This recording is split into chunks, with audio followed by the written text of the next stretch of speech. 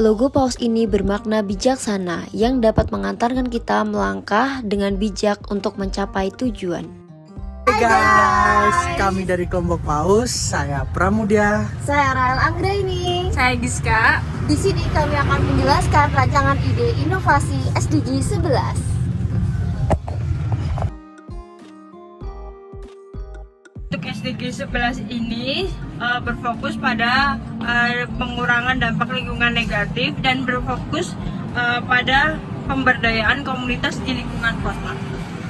Kemudian pada SDG 11 ini terdapat beberapa indikator yang diantaranya adalah indikator 11.6.1 yang dimana pada indikator ini menilai sejauh mana penduduk perkotaan ini memiliki akses area ke publik yang aman dan terbuka seperti taman, ruang terbuka, dan lain-lainnya.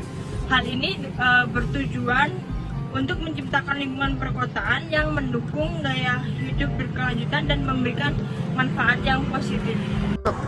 Ketika membahas SDG 11 ini, kami memiliki 5 prioritas yang mungkin akan dapat kami lakukan untuk kedepannya. Untuk prioritas yang pertama di sini adalah mengenai edukasi masyarakat, di mana hal ini bertujuan untuk memberikan kesadaran masyarakat tentang pentingnya pengelolaan limbah sampah, seperti pemisahan sampah dan sebagainya. Untuk prioritas kedua yaitu pengelolaan limbah dan pencemaran, di mana sistem ini berfokus pada daur ulang dan efisiensi sistem yang akan digunakan pada daur ulang.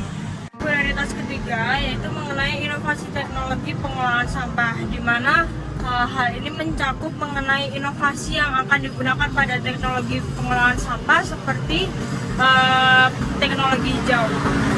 Untuk prioritas keempat yaitu pemberdayaan komunitas lokal, di mana hal ini kita mengajak komunitas lokal untuk berpartisipasi aktif dalam pembersihan lingkungan. Untuk prioritas yang kelima yaitu mengenai kebijakan pengelolaan sampah, di mana hal ini kita harus mengimplementasikan terkait kebijakan pengelolaan sampah yang sudah diterapkan. Dari 5 prioritas tersebut, selanjutnya kami akan menjelaskan mengenai inovasi yang akan kami sampaikan untuk 10 dan 20 tahun ke depannya.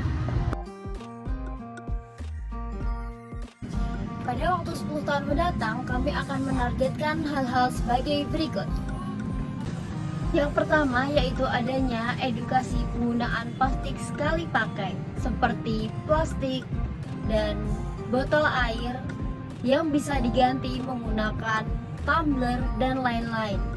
Yang kedua yaitu penyuluhan program pengumpulan sampah plastik dan sejenis dan limbah elektronik yang akan digunakan untuk daur ulang. Yang ketiga yaitu research and development yang dijalankan untuk membuat produk menggunakan inovasi dan teknologi untuk limbah yang sudah dikumpulkan.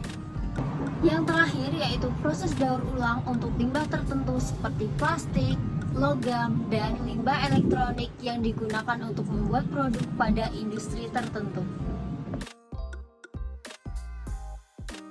Untuk membantu mewujudkan rancangan tersebut tercapai, maka kami membuat inovasi yaitu genteng panel surya yang terbuat dari limbah plastik dan limbah elektronik.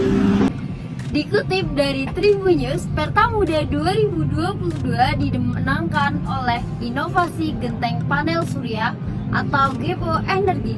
Namun, implementasi ini belum terjadi karena masih banyak uji coba. Dan kami harapkan 10 tahun mendatang industri ini sudah ada dan siap digunakan. Untuk mewujudkan proyek ini, kami meminta bantuan Senteknopark sebagai lembaga yang nantinya akan membantu research and development produk kami, yaitu olahan limbah plastik dan elektronik menjadi genting panel surya. Dan kami meminta bantuan inkubator bisnis untuk mengembangkan startup kami yang bergerak di bidang inovasi teknologi. Rencana kami di 20 tahun yang akan mendatang, kami berharap startup kami sudah go public, sudah menjual banyak produknya ke masyarakat dan digunakan masyarakat secara luas.